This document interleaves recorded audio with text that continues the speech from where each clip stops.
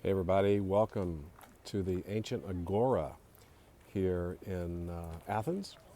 And this was the political center from, the 500 to the time of Christ, 500 BC. And this is where Socrates and his student Plato would hang out and chat about a few things. That's the Temple of Hephaestus behind me. That is was completed in 415 BC. It's actually older than the Parthenon, and it's one of the best preserved temples around.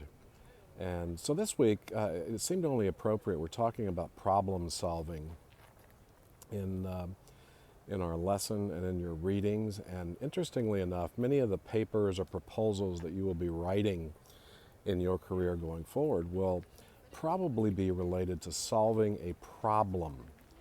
And there are different problem solving methods and strategies. As a matter of fact, in this program, if you decide to take MSOM 601, Problem Solving and Critical Thinking, I developed that course and I teach that course.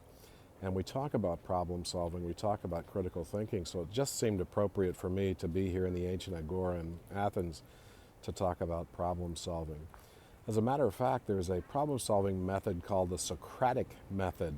That is what Socrates did.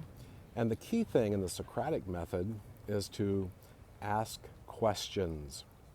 So questions and asking questions demonstrates a key part of critical thinking. It also demonstrates the ability to move forward in your research and your ideas. But it's only one component of it.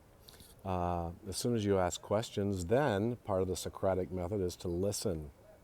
And then once you process what you heard, you ask additional questions to begin to narrow things down.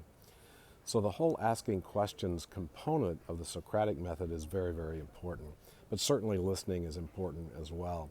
And so as you begin to further define and refine your research and your paper, make sure that you have this, again, this inquisitive mind, this questioning spirit about you, and you just don't take what somebody else said to be truth. Make sure that you focus on researching and asking questions.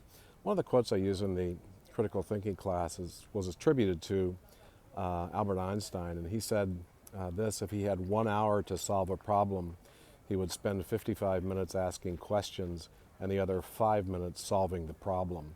So you can think about the Socratic method, about the statement that Einstein made, and the level of importance it is to ask questions. So I encourage you again to have this inquisitive spirit and to ask questions, all right? Take care.